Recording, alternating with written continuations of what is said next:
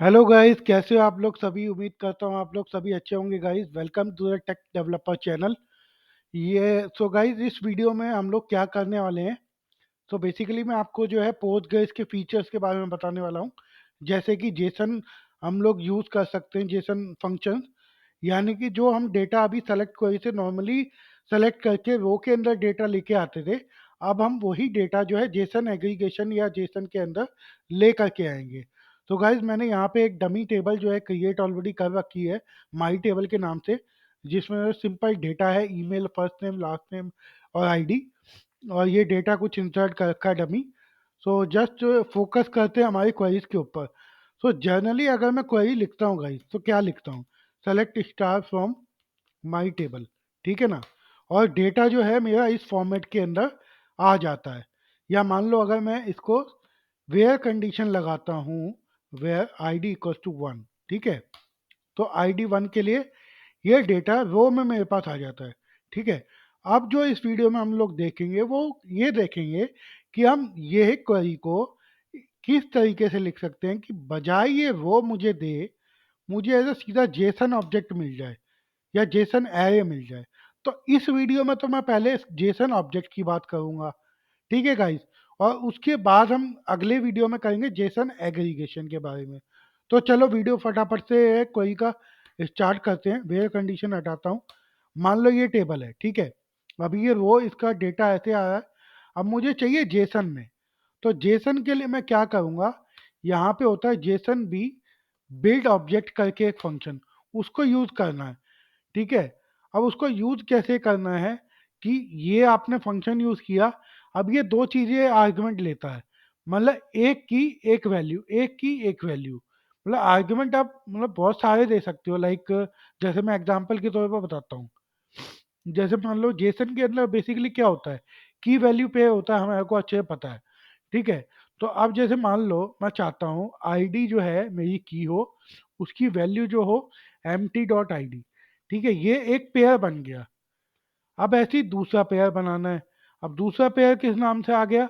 जैसे मान लो first name है, तो मैंने ये नाम दे दिया, ये की नेम है, ये आप कुछ भी रख सकते हो, ठीक है। उसके अंदर जो वैल्यू आप रखना चाहते हो वो चीज़ ये हो गई, जैसे M T dot first name, ठीक है।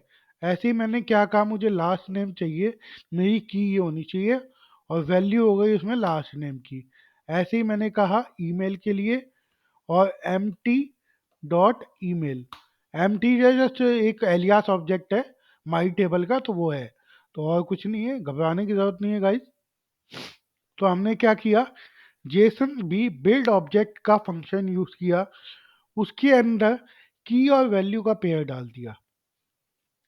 की ये वही जेसन की है जो आपको चाहिए जेसन के अंदर, और उसके बाद उसकी वैल्यू मैप करनी है।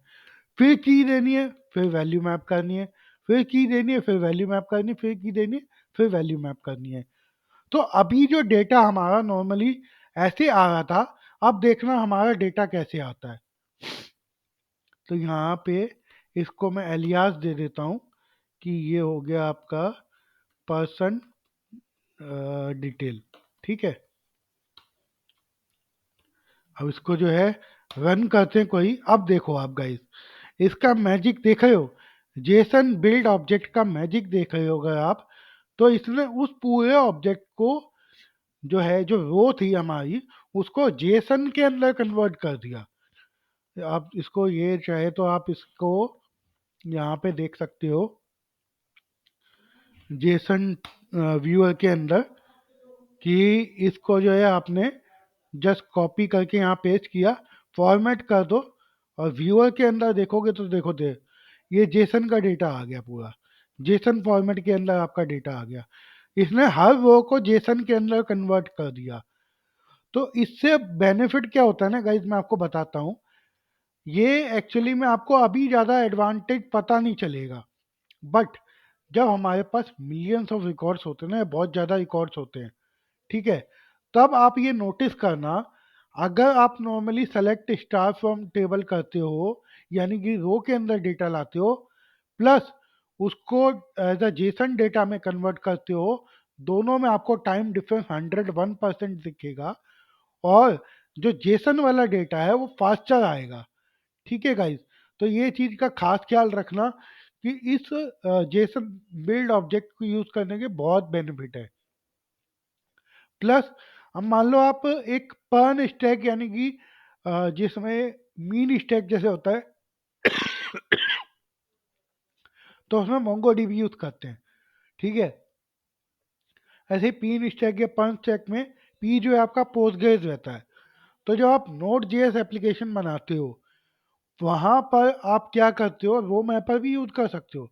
बट सोच के देखो, आपको रो मैपर की ज़रूरत ही नहीं है गाइस। सीधा सीधा आपको जो है जेसन ऑब्जेक्ट मिल जा रहा है, तो आपको मैप करने की भी ज़रूरत नहीं है, आप सीधा रिटर्न कर सकते हो, ठीक है ना गाइस।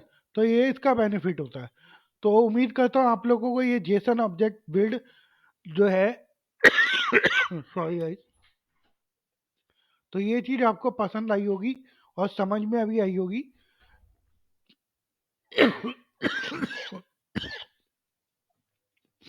तो गाइस इस वीडियो को यहीं एंड करते हैं और हम मिलेंगे अपने नेक्स्ट वीडियो पे, जिसके अंदर हम देखेंगे जेसन एग्रीगेशन फंक्शन। तब तक के लिए bye. Please subscribe and don't forget to press the bell icon.